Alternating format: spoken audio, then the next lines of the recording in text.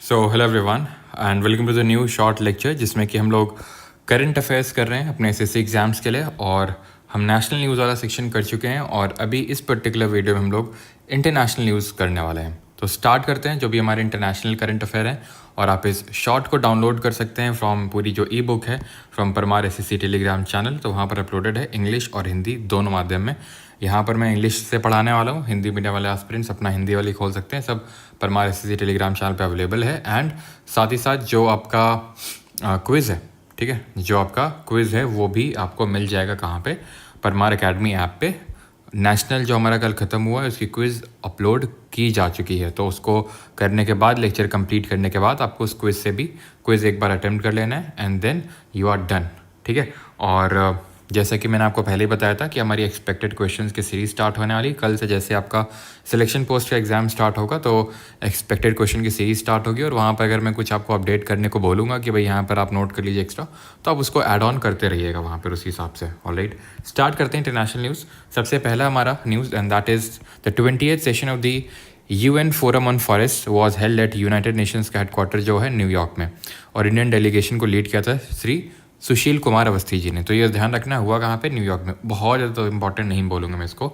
China ने एक prototype unveil किया है सबसे फास्टेस्ट स्पीड ट्रेन का, एंड दैट इज़ सबसे फास्टेस्ट हाई स्पीड ट्रेन का, and that is CR450। It is design to achieve speed up to 450 kilometre per hour तक की स्पीड तक ये जा सकती है। इंडिया के अगर ट्रेन की बात करेंगे तो fastest semi high speed train है वंदे भारत एक्सप्रेस, और जो BEML लिमिटेड है ये मैन्युफैक्चर करेगी इंडिया की पहली बुलेट ट्रेन। बात करते हैं थर्ड नंबर का करंट अफेयर। हनोई वियतनाम जो कि कैपिटल है वियतनाम की, has recently been declared as the world's most polluted city. सबसे ज़्यादा पॉल्यूटेड सिटी ये जो है अभी बनी है हनोई, जो कि वियतनाम की कैपिटल है। इंडिया में अगर बात करेंगे सबसे polluted city, this is Byrnihat in Meghalaya, and सबसे क्लीनेस्ट सिटी है इंदौर। और अभी रिसेंट में आपको पता है सबसे क्लीनेस्ट स्टेट कौन सा बना है, उत्तर प्रदेश। मतलब ये काफ़ी सरप्राइजिंग चीज़ रही यूपी वालों के लिए भी। Bhutan has become the first country in the world to launch a national crypto currency tourism payment system. यानी कि आप जो टूरिस्ट हैं, एज अ टूरिस्ट आप क्रिप्टो करेंसीज में भी पेमेंट कर सकते हैं। कहाँ पे, भूटान में।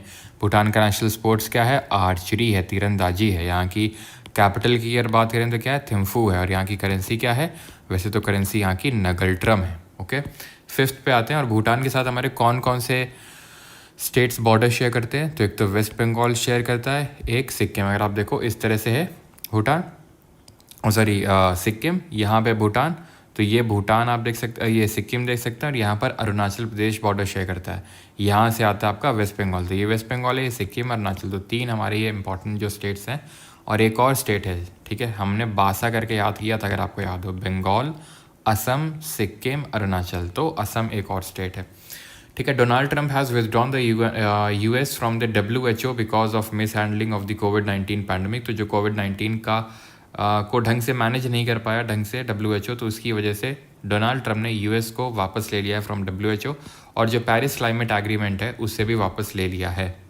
पेरिस एग्रीमेंट की अगर बात करें तो ये जो COP नंबर 21 है, कॉन्फ्रेंस ऑफ पार्टीज़ ऑन जो क्लाइमेट चेंज होती की जो क्लाइमेट चेंज की जो कॉन्फ्रेंस ऑफ पार्टीज़ हुई थी 21 नंबर की पेरिस में, वहाँ पर ये एक तरह का एग्रीमेंट लिया, मतलब एक तरह से एग्रीमेंट हुआ था जिसको पेरिस क्लाइमेट एग्रीमेंट बोलते हैं कि भाई हमें 2 डिग्री सेल्सियस से नीचे रखना है। जो ग्लोबल वार्मिंग का लेवल है वो 2 degree Celsius above pre industrial level, और प्रेफर करना है टू 1.5, यानी 2 से नीचे लेके आना है और कोशिश करना है कि इसको 1.5 के नीचे ही हम रखें, ठीक है। तो ये यहाँ पर एग्रीमेंट में एक तरह से 196 जो कंट्रीज़ थी उन्होंने आपस में सहमति बना के ये चीज़ साइन किया था।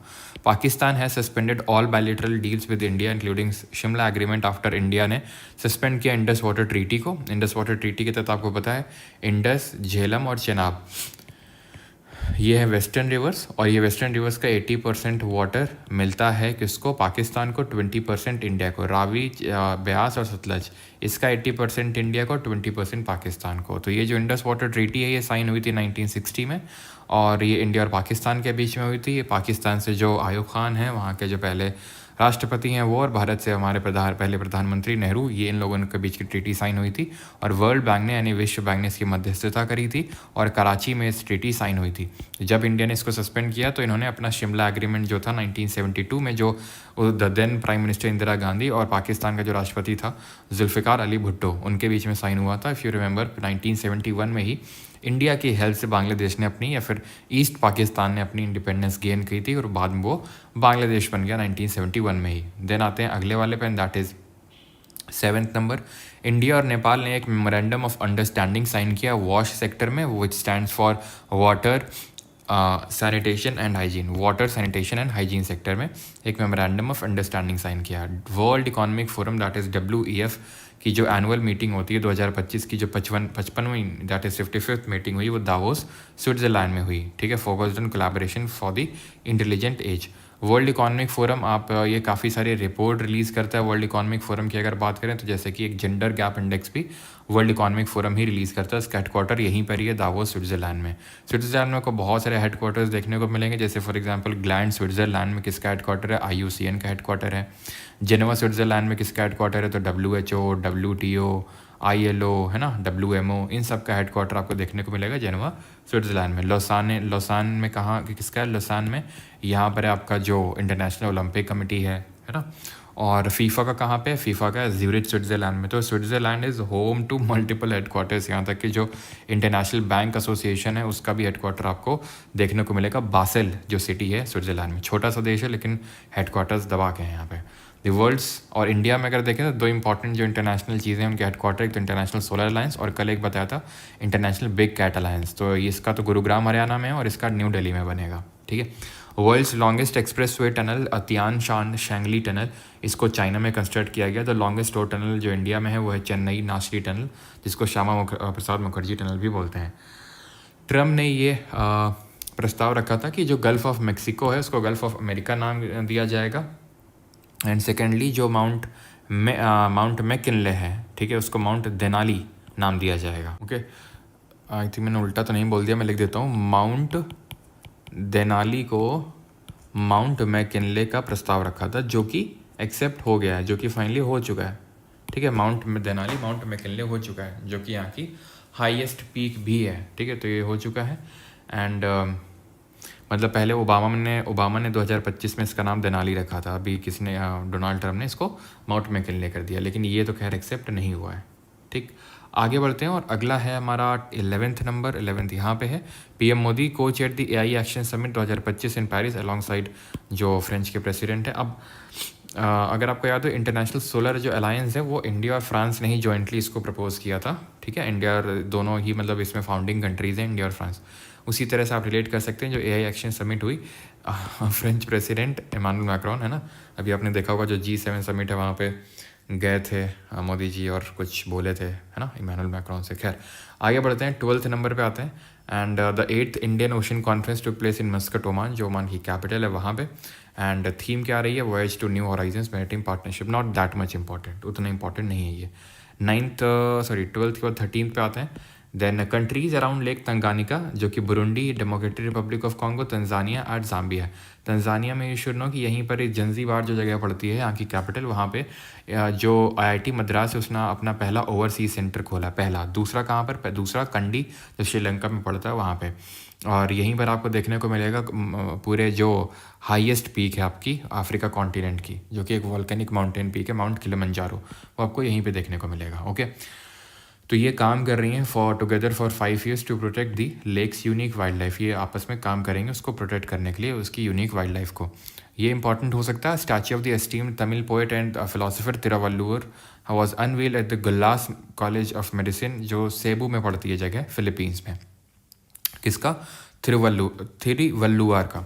15th पे आते हैं, that is mount Fentale in Ethiopia released high levels of methane, a potent greenhouse gas, rather than having a typical volcanic eruption. यानी कि वॉल्केनिक इरप्शन में जो पायरोक्लास्टिक डेब्री निकलता है, जिसमें कि नाइट्रोजन के ऑक्साइड्स, सल्फर के ऑक्साइड्स वगैरह भी निकलते हैं मेनली, बट यहाँ पर मेथेन गैस ज़्यादातर निकली माउंट फेंटाले से। ठीक है, जो इथियोपिया में पड़ता है।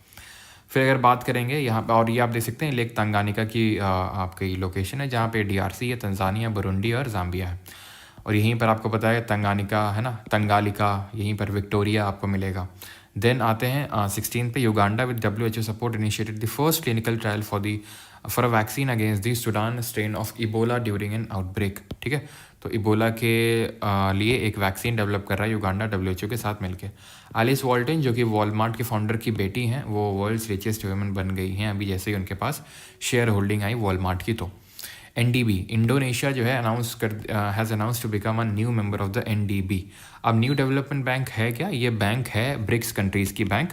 ठीक है, और ब्रिक्स कंट्री में सबसे जो लेटेस्ट मेंबर अभी इंडोनेशिया है, 10वां सदस्य इंडोनेशिया ही बना है। ओके, तो न्यू डेवलपमेंट बैंक का जैसे इसका हेडक्वार्टर कहाँ पे है? इसका हेडक्वार्टर आपको देखने को मिलेगा शंघाई में। न्यू डेवलपमेंट बैंक जो कि ब्रिक्स कंट्रीज़ का बैंक है, तो इंडोनेशिया मेंबर बना इसका नया 19th। ये काफ़ी इंपॉर्टेंट है। इंडिया ने लॉन्च किया ऑपरेशन ब्रह्मा।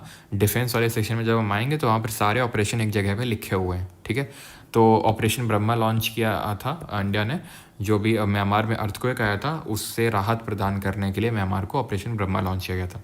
जैसे मैंने बताया बहुत सारे इंडिया ने ऑपरेशंस रन किए हैं, कहीं से इवैक्यूएट करने के लिए अपने सिटीजन्स को, तो किसी कंट्री की हेल्प करने के लिए, वो सब डिफेंस सेक्शन में एक टेबल में लिखे हुए हैं। UK has become the first country to criminalise AI child abuse. तो यूके पहला कंट्री बना है जिसने कि AI चाइल्ड अब्यूज़ को क्रिमिनलाइज किया है। Hungary has become the first European country to withdraw from international criminal court ICC। Headquarter कहाँ पे इसका? हेडक्वार्टर है हेग नीदरलैंड्स में। ठीक है, हेग नीदरलैंड में इसका हेडक्वार्टर। ICJ का हेडक्वार्टर कहाँ पे जरा बताइए कमेंट में। इंडिया और निकारागुआ ने साइन किया एक umbrella agreement to implement quick impact projects QIPs। Umbrella पर एग्रीमेंट क्या होता है? जिसके अंडर में बहुत सारे एग्रीमेंट आते हैं उसको अम्ब्रेला एग्रीमेंट बोलते हैं। ठीक है, इंडिया और निकारागुआ ने। निकारागुआ अगर आप देखोगे तो एक Latin American country central America में पड़ती है। Japan build the world's first 3D printed railway station Hatsushima, assembling pre fabricated parts on site in just 6 hours में, 6 घंटे में तैयार कर दिया 3D प्रिंटेड रेलवे स्टेशन। और इंडिया का पहला 3D printed post office Bengaluru में। IIT Hyderabad built the world's highest 3D printed military bunker in Leh में सबसे ऊंचाई पे स्थित मिलिट्री बंकर भी बनाया किसने? IIT हैदराबाद ने। 25th पे आते हैं, ये ब्रिक्स की सारी न्यूज़ है यहाँ पे। 16th ब्रिक्स समिट हुई कजान रशिया में और थीम थी strengthening multilateralism for just global development and strategy. Modi ji visit किए थे Russia for 2-day trip to attend the 16th BRICS summit. BRICS Brazil, Russia, India, China and South Africa. South Africa ने सबसे आखिर में 2010 में ज्वाइन किया था, और अभी जो सबसे इसके न्यू मेंबर्स हैं Egypt, Ethiopia, Iran, UAE and Indonesia भी, इसको भी ऐड कर लेंगे सभी लोग। इंडोनेशिया भी बन चुका है इसका 10th मेंबर। 5 थे, 6वां, 7वां, 8वां, 9वां और 10वां इंडोनेशिया बन गया है। फर्स्ट ब्रिक्स समिट 2009 में हुई थी, साउथ अफ्रीका ने इसको 2010 में ज्वाइन किया था, ये मैं आपको बता चुका हूँ। Nigeria join as a partner country. Nigeria full permanent member नहीं बना, एज अ पार्टनर कंट्री अभी ज्वाइन किया है। अगली जो समिट है 2025 वाली, ये रियो डी जेनेरियो ब्राज़ील में होगी। ओके, 25 हो गया। 26 India suspended Indus water treaty, जिसको कि हम पहले ही सब कुछ खत्म कर चुके हैं, देख चुके हैं, तो आप देख सकते हैं उसको। 27 Saudi Arabia hosted 16th conference of parties COP16 to UN convention to combat desertification. देखिए, क्लाइमेट चेंज की एक अलग कॉन्फ्रेंस होती है, डेजर्टिफिकेशन पे एक अलग कॉन्फ्रेंस होती है। डेजर्टिफिकेशन पे what is desertification? Land under cultivation is going बंजर। ठीक है, जो लैंड अंडर कल्टिवेशन थी वो धीरे धीरे वो क्या हो रही है? वो बंजर हो रही है और उसका एरिया इंक्रीज कर रहा है। This is called as desertification. तो COP16 सऊदी अरब में हुई। Panama has exited from the China का जो बेल्ट एंड रोड इनिशिएटिव है, बिकॉज US से प्रेशर बन रहा था पनामा में। पनामा अगर आप देखोगे तो ये नॉर्थ अमेरिका है, साउथ अमेरिका है, एंड यहाँ पर है पनामा कैनाल, जो कि अटलांटिक ओशन को पैसिफिक ओशन से जोड़ने का काम करती है और इन दोनों कॉन्टिनेंट नॉर्थ और साउथ अमेरिका को अलग करती है। तो ये जो पनामा कैनाल है, क्यों नाम पड़ा इसका? बिकॉज पनामा में है और इसको डेवलप किया था USA ने।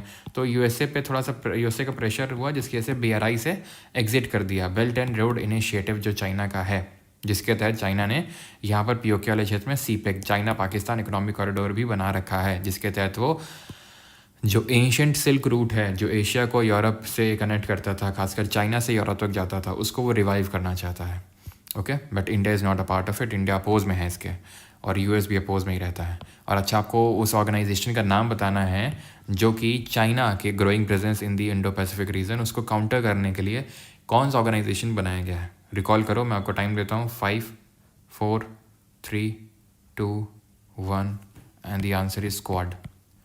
ठीक है। क्वाड 4 कंट्रीज़ का ग्रुप है, जिसमें कि इंडिया है, जिसमें कि ऑस्ट्रेलिया है, जिसमें कि यूएसए और जिसमें कि जापान है, ठीक है। तो ये मतलब मेनली चाइना को काउंटर करने के लिए इन इंडो पैसिफिक रीजन इसको बनाया गया है। क्वाड कंट्रीज़ एक एक्सरसाइज करती हैं, you should know about that exercise, and that is Malabar exercise, ठीक है, जो कि मालाबार कोस्ट में होती है। Guinea has eliminated sleeping sickness, sleeping sickness को एलिमिनेट कर दिया। स्लीपिंग सिकनेस के बारे में अगर हम बात करें तो हम बायोलॉजी में पढ़ते हैं कि ये सेसे फ्लाइज इनकी कैरियर होती हैं, सेसे फ्लाइज। और ये होता किसकी वजह से, कौन सा प्रोटोजोआ होता है, ट्रिपैनोसोमा। इसी तरह से हम एक पढ़ते हैं काला अजार, ठीक है, जहाँ पर स्प्लीन जो होता है, पेट वो सूज जाता है, मतलब मोटा हो जाता है। और ये होता है आपका सैंड फ्लाई कैरियर होती है, इसमें कैरी करके ले जाती है। और इसमें जो होता है आपका जो काला अजार होता है, इसमें प्रोटोजोआ कौन सा होता है, इसमें ट्रिपैनोसोमा होता है, इसमें आपका श्मैनिया, ठीक है। आगे बढ़ते हैं। 30th सोहराई पेंटिंग जो झारखंड की है, ये मोदी जी ने दिया पुतिन को, ठीक है। और मदर ऑफ पर्ल जो सी शेल है वेस, ये महाराष्ट्र का फेमस है, ठीक है। ये तो सोहराई पेंटिंग झारखंड की, आपसे पूछ सकता है कहाँ की पेंटिंग, तो झारखंड की।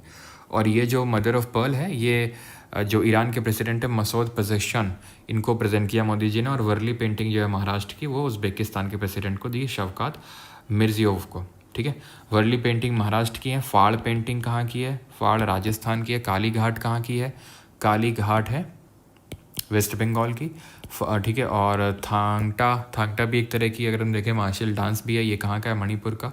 देन अगर बात करेंगे तो आपकी जो पट्टचित्रा है, ये पट्टचित्रा कहाँ की फेमस है, ये उड़ीसा पे काफ़ी फेमस है पट्टचित्रा पेंटिंग। तो पट्टचित्रा, फाड़, वर्ली, ये सब आपको पेंटिंग्स पता होनी चाहिए कहाँ से हैं, कहाँ की हैं। देन आते हैं 31 पे। Oxford University Press announced brain rot as the Oxford word of the year 2024। ये 2024 के लिए ये word of the year announce किया गया है, ब्रेन रॉट। वहीं अगर हम बात करेंगे word of the year by Cambridge university, तो ये है मैनिफेस्ट। मेरियम वेबस्टर के द्वारा है ये पोलराइजेशन। एंड कॉलिंस डिक्शनरी ने इसको अनाउंस किया ब्रैट, और dictionary.com ने डिम्योर। सबसे इंपॉर्टेंट तो एक तो ऑक्सफोर्ड यूनिवर्सिटी का है, कैम्ब्रिज का है, और मेरियम वेबस्टर और कॉलिंस का बताना, इसका उतना इंपॉर्टेंट नहीं है, ठीक है। 32 पे आते हैं। India and France agree to establish a new national museum in new Delhi named Yug Yogin Bharat. जो अभी करंट में भी आप अगर दिल्ली में जाएंगे तो एक नेशनल म्यूजियम है, तो वो भी फ्रांस की हेल्प से डेवलप किया था इंडिया ने। और ये भी अब एक नया बनाने वाले हैं, जहाँ पर वो जो पुराना वाला है वो पूरा आई थिंक वो एक अलग तरह का म्यूज़ियम बन जाएगा, और उसके जितने भी आर्टिफैक्ट्स हैं वो सब उठा के यहाँ पर रख दिए जाएंगे, जितना कि मुझे पता है युग योगीन भारत में। बिकॉज जैसे सारी चीज़ें, जैसे पार्लियामेंट बिल्डिंग और जो सेंट्रल सेक्रेटेरिएट है वो भी पूरा शिफ्ट होगा, तो आप में से काफ़ी लोग जब ये हो सकता है अभी सिलेक्शन लेने के बाद जो ज्वाइन करेंगे, हो सकता है वहीं पर न्यू बिल्डिंग में ही आपकी ज्वाइनिंग हो, मोस्ट ऑफली अगर बन जाता है तो। अभी जैसे काफ़ी लोग जो गए होंगे एज ASO वगैरह सब है ना, वो सब वहीं पर ही अभी हैं, जो पुराना वाला है, और अभी वो बाद में वहीं पर शिफ्ट हो जाएंगे। और मतलब उसके अंदर तक मेट्रो जाएगी, आप ये समझ लीजिए ठीक है, अंदर तक आपको एकदम मेट्रो छोड़ के आएगी। तो उसी के तहत इसको भी डेवलप किया जा रहा है, युग योगीन भारत को, ओके। 33 पे आते हैं। Donald Trump has been named as Time's 2024 person of the year. और एक महान शख्स थे जो इनको नोबेल देने की बात कर रहे थे, उन्होंने डिमांड रखी थी, वो भी महान, ये भी महान। Moldova join the international solar alliance framework agreement to boost renewable energy efforts. तो मोल्दोवा ने ज्वाइन कर लिया ISA को, बस इतना ही थोड़ा सा ध्यान रखना है। बाकी ISA हेडक्वार्टर कहाँ पे है, गुरुग्राम हरियाणा में। 2015 में COP21 के समय इंडिया और फ्रांस ने इसको जॉइंटली इसको प्रपोज किया था। UK became the first European country to join Indo Pacific trade bloc. UK पहला देश बन गया जिसने कि इंडो पैसिफिक ट्रेड ब्लॉक को ज्वाइन किया, the comprehensive and progressive agreement for trans Pacific partnership, okay. Then अगला है हमारा, NATO will establish a new land command in Finland near the Russian border in 2025 to oversee Northern European land operation during potential conflicts. NATO, that is North Atlantic Treaty Organization, established 1949 में हुआ था, headquarter Brussels Belgium है। Finland you should know it is known as land of 1000 lakes, और NATO की वजह से ये जो रशिया वर्सेस यूक्रेन वॉर हो रहा है वो हो रहा है, आपको पता है, ठीक है।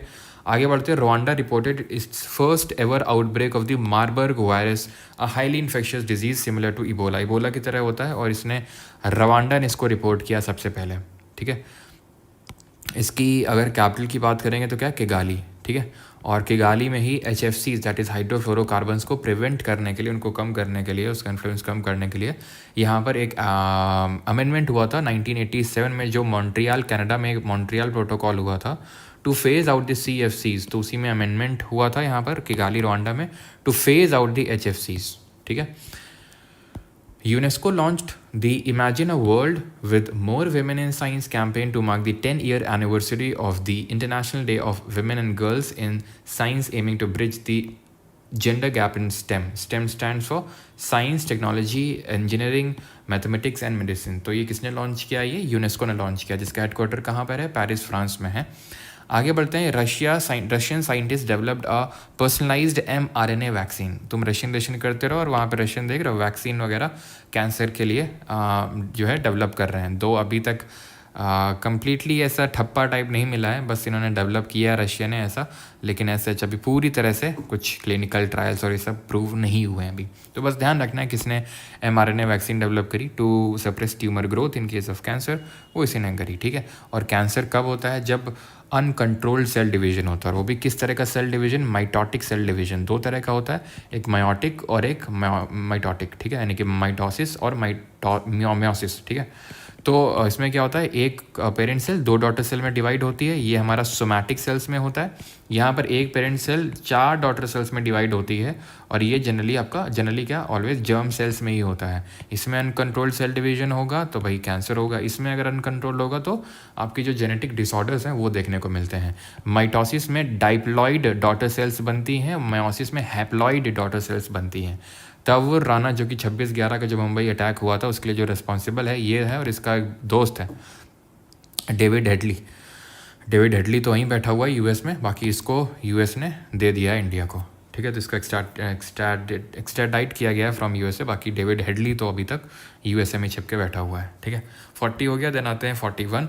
RBI signed a currency swap agreement with the Maldives की जो मॉनेटरी अथॉरिटी है। मालदीव थोड़ा सा अब कायदे में आ गया है, पहले थोड़ा सा मोहम्मद मुइज़ू काफ़ी ज़्यादा उछल रहे थे। खैर, मालदीव्स की कैपिटल है माले, और यहाँ की जो लैंग्वेज है वो धिवेही बोली जाती है। ये पूछ चुका है SSC में, अब नया वेंडर पता नहीं पूछेगा, लेकिन पहले तो पूछता था। आपका क्या नया वेंडर पूछेगा, ये कल बड़ा इंटरेस्टिंग होगा देखने के लिए, देखने वाली बात होगी कल क्या ऐसा क्या होता है। तो मैं आपको बताऊंगा शाम को। हमारा मोस्ट प्रॉब्ली एक एक्सपेक्टेड क्वेश्चन का सीरीज़ रहेगा जो रन करेगा फ्रॉम टुमारो ऑनवर्ड्स, उसमें हम देखेंगे। Under the agreement Maldives monetary authority is eligible for financing up to, मतलब इसी एग्रीमेंट के तहत for financing support from the RBI accounting $400 million under the US$ euro swap window and ₹30 billion under the INR swap window, ठीक है। तो RBI और मालदीव की जो मॉनेटरी अथॉरिटी उनके बीच में साइन हुआ है। अब RBI के रिगार्डिंग जितनी मैंने चीज़ें तुम्हें पढ़ाई हैं, वैसे तो इकोनॉमिक्स का भी FRB नहीं हुआ है, उसका मैं वन शॉट ही लूँगा, तो वहाँ पर देखेंगे। तो उसी में आपको बताऊंगा कि भाई RBI कब क्या, वैसे तो आप रिकॉल कर सकते, तो आपको पता होगा कि RBI कब स्टैब्लिश हुआ था। आई थिंक मैंने पिछले लेक्चर में बताया है ना, 1934, देन 1935, 1 अप्रैल 1935 को, देन उसके बाद RBI एक्ट ऑफ 1934 है, उससे इस्टेब्लिश हुआ। देन 1948 में इसको नेशनलाइज करने का एक्ट आया था, देन फाइनली नेशनलाइज हो गया था। हिल्टनियन कमीशन 1926 के रिकमेंडेशन के बेसिस पे बना था। कमेंट में आपको बताना है कि इसके पहले गवर्नर यानी कि राज्यपाल कौन थे, ये आपको कमेंट में बताना है। राज्यपाल बोल रहा हूँ, मतलब पहले इसके अध्यक्ष चेयरमैन कौन थे। साउथ कोरियन प्रेसिडेंट यून सुक योल डिक्लेयर्ड मार्शल लॉ, ये भी न्यूज़ में काफ़ी रहा, ये काफ़ी इंपॉर्टेंट इंटरनेशनल न्यूज़ है, क्योंकि साउथ कोरिया में 1987 के बाद 1987 के बाद पहली बार कोई मार्शल लॉ डिक्लेयर हुआ। अच्छा, अगर आप रिकॉल करो कि हमारा कौन सा आर्टिकल है कॉन्स्टिट्यूशन में जो मार्शल लॉ की बात करता है, याद करो 32 में हमारी वो ख़त्म हो जाता है, दैट इज़ फंडामेंटल राइट। उसके बाद 33 में आर्म्ड फोर्सेस के बारे में, article 34 talks about the martial law, कि अगर मार्शल लॉ लगा तो उस टाइम पे हमारे फंडामेंटल राइट्स सस्पेंड किए जा सकते हैं। 35 में क्या है कि जो पार्लियामेंट है वही सिर्फ लॉ बना सकता है या फिर अमेंडमेंट कर सकता है फंडामेंटल राइट्स को लेके। तो 34 talks about the martial law, है ना। तो उसके बाद तुरंत ही इम्पीचमेंट मोशन है इनके खिलाफ, जो यून सुक योल है, और इनको रिमूव कर दिया गया। 43 पे आते हैं, अंगोला साइंड ISA। तो अभी हमने देखा था यहाँ पे इट वॉज मोल्दोवा, अभी कौन सा है, अंगोला।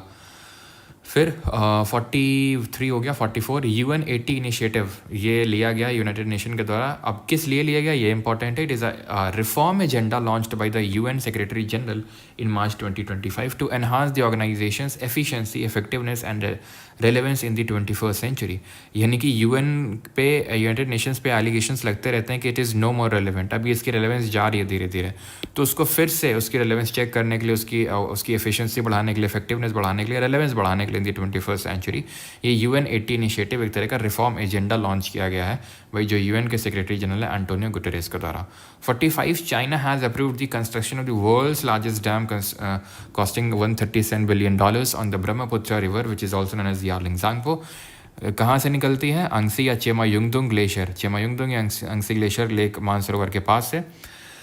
यहाँ पे इसका नाम सांगपो या यारलंग सांगपो है। और जहाँ से यू टर्न मारती है नामचा बरवा से, वहीं पे ही चाइना जो है ये सबसे वर्ल्ड का लार्जेस्ट डैम बना रहा है।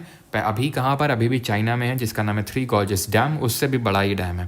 देन उसके बाद हमें पता है इंडिया में एंटर करती है, सियांग नाम होता है, देन इसका नाम दिहांग पड़ता है, देन इसका नाम ब्रह्मपुत्रा पड़ता है असम में, देन इसके बाद धुबरी से साउथवर्ड टर्न मारती है, देन इसका बांग्लादेश में नाम जमुना पड़ता है, देन ये गंगा से मिल जाती है, गंगा ये इसका नाम बांग्लादेश में पद्मा होता है, और ये मिलके मेघना बनाती है। मेघना की ट्रिब्यूटरी बराक है जो कि मणिपुर हिल से निकलती है। ये बड़ाकर नहीं है, बड़ाकर दामोदर की ट्रिब्यूटरी, दामोदर रिफ्ट वैली में फ्लो होती है और सौर ऑफ बंगाल के नाम से जानी जाती है। दामोदर खुद हुगली की ट्रिब्यूटरी और हुगली डिस्ट्रीब्यूटरी है गंगा की, जो कि फरक्का से निकलती है। फरक्का एग्रीमेंट कब हुआ था? फरक्का एग्रीमेंट 1976 में हुआ था। किसके साथ हुआ था? बांग्लादेश के साथ हुआ था। ठीक। 46 the 6th BIMSTEC summit held in Bangkok Thailand. तो बीमस्टेक क्या है? बड़ा आसान है वैसे तो, फुल फॉर्म इसका bay of Bengal initiative for multi sectoral technical and economic cooperation है, लेकिन इसकी मेंबर कंट्रीज़ को याद रखना बड़ा आसान है ना? कैसे? Bangladesh, India, Myanmar, Sri Lanka, Thailand, और इसी की जगह NB कर दो, दैट इज़ न्यू बैलेंस नहीं, नेपाल और भूटान, बस खत्म हो गया। ठीक है, तो इसका जो 6th समिट है वो बैंकॉक थाईलैंड में हुआ। और अगर बात करें इस्टेब्लिश 1997 में हुआ था। और इसका हेडक्वार्टर कहाँ पे देखने को मिलेगा? तो बीमस्टेक जो है बना तो था आपका ढाका बांग्लादेश में, लेकिन इसका जो हेडक्वार्टर है वो Kathmandu Nepal. It was SAARC, ठीक है, South Asian Association for Regional Cooperation जो है हमारा सार्क, वो बना था ढाका बांग्लादेश में। उसका हेडक्वार्टर है काठमांडू नेपाल में। बीमस्टेक का जो हेडक्वार्टर है वो तो ढाका बांग्लादेश में ही है। ठीक है, क्लियर? और ठीक है, बाकी सार्क का ध्यान रखना है, वो ढाका में बना था लेकिन हेडक्वार्टर काठमांडू नेपाल में। देन 47 है, Italy hosted 58th annual meeting of the Asian development bank ADB। कहाँ पे? मिलान में। ठीक है, एशियन डेवलपमेंट बैंक की अगर बात करें 1966 में बना था और इसका हेडक्वार्टर है मनीला फिलीपींस में। देन आते हैं 48 पे, 10th रायसीना डायलॉग। इसका थीम रहा Kalachakra, people, peace and planet. Chief guest थे क्रिस्टोफर लक्सन जो कि न्यूजीलैंड के प्राइम मिनिस्टर हैं। रायसीना जो है अरावली हिल्स पे सिचुएटेड है। अरावली हिल जो कि रन करती हैं from Gujarat, Rajasthan to Delhi and till Haryana तक ये रन करती हैं। ये पार्ट है किसका? जैसे होता है अरावली रेंज का। अरावली की अगर बात करेंगे तो ओल्ड फोल्ड माउंटेन है, इनको रेजिडुअल माउंटेन बोलते हैं। इनकी हाईएस्ट पीक गुरु शिखर है। गुरु शिखर की हाइट आपको कमेंट में बतानी है। और गुरु शिखर में ही आपका जो दिलवाड़ा जैन टेम्पल है, माउंट अबू जो उसकी हाईएस्ट पीक है। ठीक है, तो माउंट अबू में ये सिचुएटेड है और जिसको बनवाया किसी ने? वास्तुपाल ब्रदर्स ने बनवाया। तो उसी में ही रायसीना डायलॉग होता है, जहाँ पर आपका रायसीना हिल्स पे ही आपका राष्ट्रपति जो भवन है वो भी उसी में ही स्थित है। तो काल चक्र, people, place and planet theme रही है। चीफ गेस्ट क्रिस्टोफर लक्सन रहे। बस ये 2 चीज़ें इंपॉर्टेंट है, पूछेगा तो आपसे यही पूछेगा, 10वां वाला था ये बस। ठीक है, तो आप देख सकते हैं मतलब nothing extra, not even a single word extra. जितना इंपॉर्टेंट है सिर्फ उतना ही लिखा है, क्योंकि भाई इतना सारा आपके लिए पढ़ने के लिए वो मुझे ही पता है, तो इसलिए मैंने उसको रिफाइन करके ही आपको दिया है। Okay, the 10th international trade fair in Nepal held at Bhrikuti Mandap जो कि काठमांडू में पड़ता है। थीम बिल्कुल भी याद करने की ज़रूरत नहीं, देखने की भी ज़रूरत नहीं है। ठीक है, इसको मुझे हटा देना चाहिए था पहले ही। खैर, the 10th international trade fair in Nepal जो कि कहाँ हुआ? भृकुति मंडप में। Nima Rinji Sherpa, a Nepalese mountaineer, set a new record becoming the youngest climber to conquer all 14 of the highest peaks on the earth. कौन? नीमा रिंजी शेरपा। ओके, अच्छा रिकॉल करो, कल हमने देखा था a girl from India who has become the youngest women, ठीक है, जिसने कि 7 जो हाईएस्ट पीक हैं 7 कॉन्टिनेंट की, उनको क्या किया? स्केल किया। उनका नाम बताइए। India and Honduras deepen the bilateral ties with the inauguration of the Honduran embassy in new Delhi. यानी न्यू दिल्ली में वो हॉन्डुरस की भी एक एम्बेसी आ चुकी है। प्रेसिडेंट है कास्ट्रो, बस कास्ट्रो याद कर लो, करेंसी याद करने की ज़रूरत नहीं है बिकॉज नाम में ही हॉन्डुरस है। कैपिटल है यहाँ की तेगू की Kalpa. Chinese artificial intelligence startup deep seek overtakes chat GPT. हम काफ़ी एकदम से बूम आया था डीप सीक का, बीच में एकदम चैट जीपीटी को रिप्लेस कर दिया। ठीक है, it is powered by deep seek V3 model. बस इतना ध्यान रखना है, बाकी तो ऐसे उतना इंपॉर्टेंट इफेक्ट नहीं है। ओके 53 पे आते हैं, that is India has ended the transshipment facility that allowed Bangladeshi exports to pass through its ports and airports. तो जो ट्रांसशिपमेंट फैसिलिटी अभी दे रखी थी, कल हमने पढ़ा था ट्रांसशिपमेंट पोर्ट जो केरला में इनॉग्रेट हुआ, उसका क्या नाम है? उसका नाम है विंजीज़ैम पोर्ट, जो कि अडानी पोर्ट ट्रस्ट के तहत बनवाया गया उसको, है ना। तो ये बांग्लादेशी जो एक्सपोर्ट हुई, बांग्लादेशी क्या है ना, बहुत ज़्यादा उछल रहा है जब से ये वहाँ पर कूप हुआ है, और जब से ये, जिसको फादर ऑफ हम माइक्रो फाइनेंस इंस्टीट्यूशन बोलते हैं, कौन? मोहम्मद यूनिस को आपको बताया नोबेल कब मिला था? तो जिसने कि बांग्लादेश ग्रामीण बैंक फाउंड करी थी और father of micro finance institution बोलते हैं। तो जब से वो आया है, वहाँ का इंतरिम सरकार का मुखिया बना है, तो अब से वहाँ पर कुछ ज़्यादा ही वो एंटी इंडिया कुछ चीज़ें चल रही वहाँ पे। तो इसी वजह से इंडिया ने भी एक्शन लेते हुए उनकी जो ट्रांसशिपमेंट फैसिलिटी है कि भाई जो हम अपने पोर्ट्स को अलाउ कर देते थे कि भाई यहाँ से आप अपना माल एक्सपोर्ट कर सकते हो, वो हमने बंद कर दिया। 154 है, United nation general assembly that is UNGA has declared 21 दिसंबर, बहुत इंपॉर्टेंट है ये, ठीक है, वेरी वेरी इंपॉर्टेंट, इसको रट्टा मार लेना, ठीक है। 21 दिसंबर को वर्ल्ड मेडिटेशन डे सेलिब्रेट किया जाएगा, दिस इज सुपर इंपॉर्टेंट। 21 दिसंबर को विंटर सॉल्स्टिस होता है, जिस तरह से देखो 21 या 22 को होता है, ठीक है, 22 को भी होता है, कभी 21 को तो कभी 22 को। 21 जून को क्या होता है? समर सॉल्स्टिस होता है। होता क्या सॉल्स्टिस? आपको पता है कि ये हमारा इलिप्टिकल ऑर्बिट है जिसमें कि सारे प्लैनेट सन के अराउंड घूमते हैं, let it be sun and this is earth. तो ये सबसे जब नियरेस्ट पोजीशन होती है इसको क्या बोलते हैं? पेरीहीलियन बोलते हैं। इसको बोलते हैं एपीहीलियन, है ना, इसको बोलते हैं पेरीहीलियन। कितनी डिस्टेंस है? 147 million kilometre, 152 million kilometre, 152 million kilometre. खैर इसका लेने देना एपीहीलियन पेरीहीलियन से नहीं है, लेकिन फिर भी अब बता दिया, ठीक है, आया तो। देन इसका लेना देना किससे? सॉल्स्टिस का, कि भाई जब ये सन जो अर्थ है सन के अराउंड घूमती है तो क्या होता है कि यहाँ पर हो जाता है, मान लो विंटर सॉल्स्टिस, जब ट्रॉपिक ऑफ कैप्रिकॉर्न पर ओवरहेड रेस पड़ रही होती हैं सन की, जब ट्रॉपिक ऑफ कैंसर पे ओवरहेड रेस पड़ रही होती हैं सन की, तो उसको हम बोलते हैं समर सॉलिस्टिस, इसको बोलते हैं विंटर सॉलिस्टिस। समर सॉलिस्टिस जो 21 जून को होता है, उस दिन क्या होता है आपको पता होना चाहिए, उस दिन सबसे बड़ा दिन होता है, ठीक है, यहाँ पर ट्रॉपिक ऑफ कैंसर पे और यहाँ पर ट्रॉपिक ऑफ कैप्रिकॉर्न पे 21 जून को सबसे बड़ा दिन होता है, लॉन्गेस्ट डे होता है नदर्न हेमिस्फीयर में, शॉर्टेस्ट नाइट होती है। 22 दिसंबर को क्या होता है? नदर्न हेमिस्फीयर में ही सबसे लॉन्गेस्ट नाइट होती है, सबसे शॉर्टेस्ट डे होता है। दो ऐसे दिन होते हैं जिस दिन entire earth experiences equal days and night, उसको हम बोलते हैं इक्विनॉक्स। इक्विनॉक्स होता है एक तो 21 मार्च को और एक होता है 23 सितंबर को। ये होता है स्प्रिंग इक्विनॉक्स, ये होता है ऑटमनल इक्विनॉक्स। ये विंटर सॉलिस्टिस, ये समर सॉलिस्टिस, डन। ओके, तो अब यहाँ पर हमारी फाइनली चीज़ें ख़त्म होती हैं। आपको कुछ मुझे बताना है, कुछ भेजना है, तो आप मुझे व्हाट्सएप कर सकते हैं 8840286735। जिनका कल से सिलेक्शन पोस्ट का एग्ज़ाम है, best of luck to all. बाकी कल हम लोग एक्सपेक्टेड क्वेश्चंस वगैरह करेंगे। बाकी अगर आपको कुछ टेक्निकल क्वेरी होती है तो उसका नंबर अलग है, एक सेकेंड मैं दे देता हूँ, वाला नंबर भी, वाला नंबर मुझे याद नहीं है भाई, दूसरे का नंबर कौन याद रखता है भाई, एक सेकेंड। तो ये नंबर है जहाँ पर आप कुछ ऐप में कुछ दिक्कत है, वीडियो नहीं चल रही, तो वो आप यहाँ भेज सकते हैं, ठीक है। 9235798380 है ये, ओके। और ये है जिसमें आप मुझे व्हाट्सएप कर सकते हैं 8840286735। थैंक यू, धन्यवाद, आप लास्ट तक बने रहें। और अगला हमारा सेक्शन होगा किसका? स्टेट्स का। बाकी इंटरनेशनल की जो आपका पूरा क्विज़ है वो आपको परमार अकेडमी ऐप पे मिल जाएगा, वहाँ से आप इसको कर सकते हैं। बाकी अगर आपको कुछ भी अपना रिव्यू फीडबैक ज़रूर शेयर किया करो कमेंट में, ठीक है, कि भाई कैसा लगा, क्या नहीं लगा, सब कुछ, ठीक है। एंड हम मिलते हैं अगले लेक्चर में, दैट इज़ स्टेट न्यूज़ का सेक्शन। डाउनलोड कर सकते हैं पूरा आप ई book from Parmar SSC Telegram channel. Thank you.